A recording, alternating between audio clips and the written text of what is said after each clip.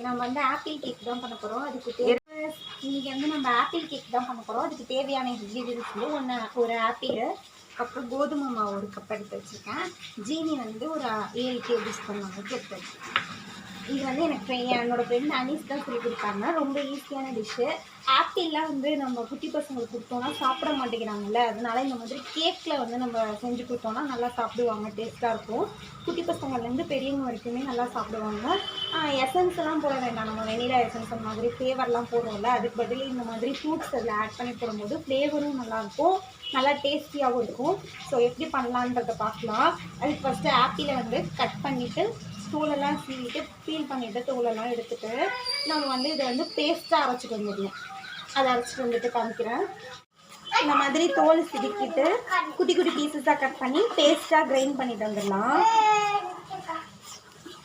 Cut பண்ணியாச்சு. Cut பண்ணினதுக்கப்புறம் என்ன பண்ணணும்னா காய்ச்சி ஆற வச்சுருக்கோம் பால், அதை இதில் ஆட் பண்ணி நம்ம வந்து நல்லா அரைச்சிட்டு வந்துடலாம். தண்ணியில் ஊற்றினோம்னா இந்த மாதிரி அரைச்சி வச்சுருக்கிற பால், தேவையான அளவுக்கு பால் ஊற்றிக்கோங்க. அவ்வளோதான். இதை நான் வந்து பேஸ்ட்டாக அரைச்சிட்டு வந்துட்டு காட்டுறேன். பவுலில் ஷிஃப்ட் பண்ணிக்கலாம். மாவு போட்டேன், கோதுமை மாவு. இது நீங்கள் கோதுமை மாவுக்கு பதிலாக மைதா மாவும் போட்டுக்கலாம். நான் வந்து கோதுமை மாவு போட்டுருக்கேன் இன்றைக்கி. நீங்கள் மைதா மாவு வேணாலும் போட்டுக்கலாம். இப்போ ஜீனி இதை வந்து கரெக்டாக 7 ஸ்பூன் எடுத்து வச்சுருக்கேன். அதை நான் அப்படியே ஆட் பண்ணிக்கிறேன். அதுக்கப்புறம் இந்த அரைச்சி வச்சுக்கோங்கள ஆப்பிள் பேஸ்ட்டு, அது கொஞ்சம் கொஞ்சமாக ஆட் பண்ணி விஸ்க் வச்சு நல்லா மிக்ஸ் பண்ணிக்கலாம். கொஞ்சம் கொஞ்சமாக ஒரே டைரெக்ஷன்லேயும் மிக்ஸ் பண்ணுங்கள். கரெக்டாக மிக்ஸ் பண்ணிக்கோங்க. பாருங்கள், உங்களுக்கே தெரியும் கேக் ஸ்ட்ரக்சரு. இதுதான் அந்த ஸ்டேஜு வந்துச்சு நல்லா. இப்போ என்ன பண்ணலான்னா இந்த ஸ்டேஜில் பட்டர் இருந்துச்சுன்னா பட்டர் யூஸ் பண்ணிக்கோங்க. நாங்கள் கீ போட்டுக்கிறோம் 1 ஸ்பூன் அளவுக்கு, ஒரு சாஃப்ட்னஸ் கிடைக்கிறதுக்காக. திருப்பி ஒரு மிக்ஸ் கொடுத்துக்கலாம்.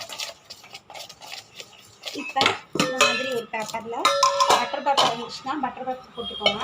இல்லைன்னா வந்துட்டு இதே மாதிரி கீயே உள்ள ஃபுல்லாக ஸ்ப்ரெட் பண்ணி விட்டுக்கோங்க.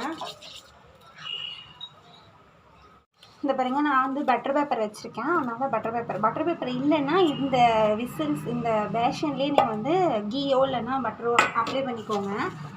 இதுக்கப்புறம் வந்து உங்களுக்கு பிடிச்சிருந்ததுன்னா நட்ஸையும் வந்து அப்படி சின்ன சின்னதாக கட் பண்ணி போட்டுக்கோங்க.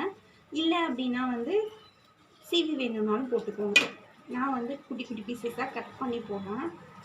தோல் சில பேருக்கு பிடிக்காது, பாதாம் பருப்போட தோல், அதை வந்து ஊற வச்சு இப்படி எடுத்துருங்க. எடுத்துட்டிங்கன்னா வந்துடும். அதுக்கப்புறமும் நீங்கள் வந்து அதை கட் பண்ணி போட்டுக்கலாம்.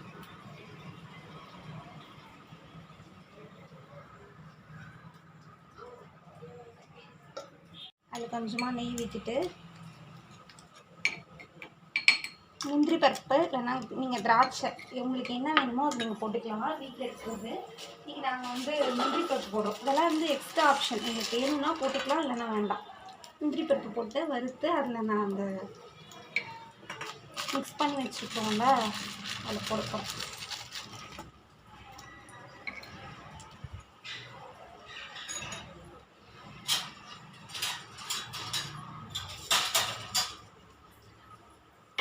பாருங்கள், இந்த மாதிரி பொன்னிறமாக வந்து வறுத்து வச்சுட்டேன் முந்திரி பருப்பை.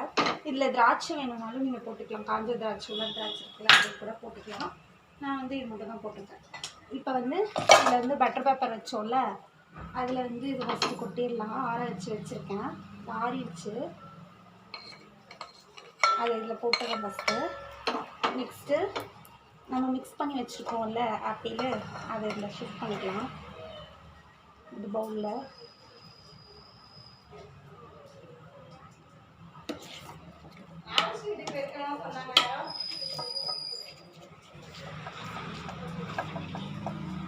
இப்போ நம்ம மிக்ஸ் பண்ணி வச்சோம்ல, அது 5 மினிட்ஸ் ஆகிடுச்சு. இதை வச்சுட்டு மூட முடியாது போல.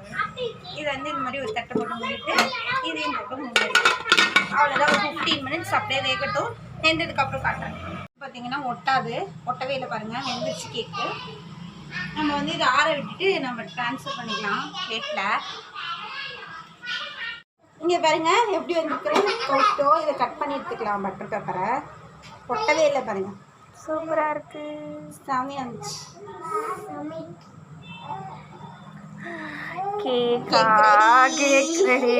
இப்போ நம்ம வந்து இதுக்கு மேலே கேரமல் மட்டும் போட போகிறோம். அதனால் கேரமல் ரெடி பண்ணிவிட்டு காமிக்கிறேன். வந்து பேனில் வச்சு சுகர் ஆட் பண்ணிவிட்டு அதை அப்படியே ஃப்ரை பண்ணிகிட்டே இருக்கணும். வாட்டர்லாம் ஆட் பண்ணக்கூடாது, கேராமல் பண்ணுறதுக்காக தான்.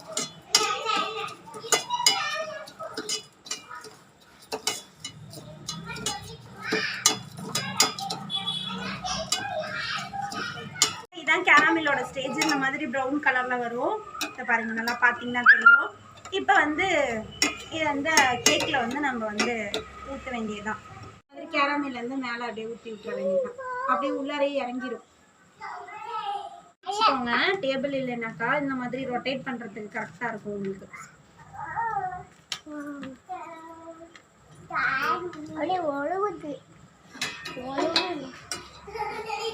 நாங்கள் வந்து மேலே டெக்கரேஷனுக்காக வந்துட்டு பாதாம் பருப்பும் முந்திரி பருப்பும் வச்சு நாங்கள் எங்களுக்கு தெரிஞ்ச அளவுக்கு டெக்கரேஷன் பண்ணியிருக்கோம். உங்களுக்கு எப்படி டெக்கரேஷன் பண்ணணும்னு தோணுதோ நீங்கள் மேலே டெக்கரேஷன் பண்ணிக்கோங்க. இப்போ கட் பண்ணி நான் உங்களுக்கு காமிக்கிறேன். நல்லா ஸ்பாஞ்சியாக இருக்குது, நல்லா பவுன்ஸ் ஆகிற அளவுக்கு இருக்குது. நான் கட் பண்ணிவிட்டு உங்களுக்கு காட்டுறேன். இந்த இடத்துலேருந்து கவர் பண்ணு. நான் உருங்கதே அந்தாண்ட எப்படி வந்து எடுத்து சாப்பிட்டுட்டு இருக்குன்ட்டு. இந்த பீஸ் நம்ம கட் பண்ணின பீஸ் இதோ இருக்குது, நல்லா ஸ்பாஞ்சியாக இருக்குது. நீங்கள் இதே மாதிரி நீங்களும் உங்கள் வீட்டில் செஞ்சு பாருங்கள். ஹெல்த்தியான டிஷ்ஷு. பாய்.